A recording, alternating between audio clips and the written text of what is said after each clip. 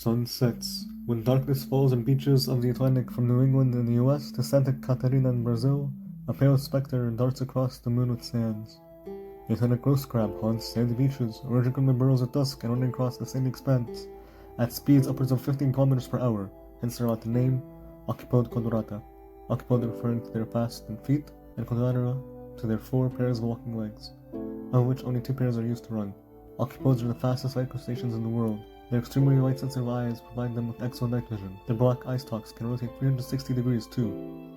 Most active during full moons, they come out at night to avoid predators like raccoons, owls like burrowing owls, gulls, and other shorebirds. Being omnivores and scavengers, they themselves feed on mole crabs, small clams, marine worms, insects, carrion, beach fleas, and even plover eggs and sea turtle eggs and hatchlings are available. But if there is no such prey available, they can also eat detritus from the rackline, seaweed, and dune grass.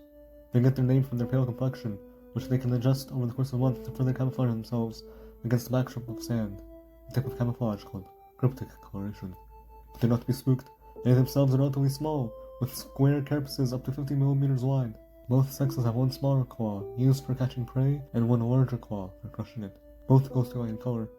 Their burrows can be found anywhere, from just beyond the high tide line, up to 400 meters away from the tide. Solitary creatures, safe for mating, younger crabs tend to live near the surface to avoid older crabs, who live further from the water, and are known to eat younger crabs. Developed egg masses are released from the care of their mother and the larvae are left to the whims of the sea, until they return to land as immature crabs, from which point they are bound to never return to the water, lest they drown. They burn them, for though they cannot swim and can't even drown, they must nonetheless run the gauntlet every 3 hours and return to the swash to moisten their gills and maintain a reservoir of seawater they keep in special gill chambers, which is done by either being splashed on by the incoming and receding waters, or by collecting moisture from the sand using small hairs on their legs.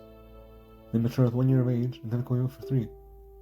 Activity and reproduction happens year-round, except in the northern parts of the range, where they tend to hibernate in the burrows from October to April, emerging from their slumber once warm nights return.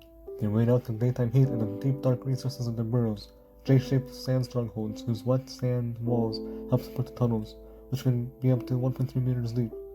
During construction, they smooth out the entrances with their claws. Populations who overwinter in the burrows plug the entrance before going dormant. They communicate using sounds, including scraping their legs, tapping the sand with their claws, and rubbing water through their gills to make a bubbling noise. These crabs are vital to beach ecosystems, providing a trophic bridge between filter feeders and larger carnivores. They are considered ecological indicators. Plentiful burrows indicate the beach community is doing well. Lack thereof suggests an unhealthy sand beach ecosystem. Threats include development of beach and dune habitat, compaction of soil by excessive traffic, roadkill, pollution like oil spills, and so-called beach nourishing practices, all of which destroy habitat, crush burrows and crabs, and can eradicate whole communities.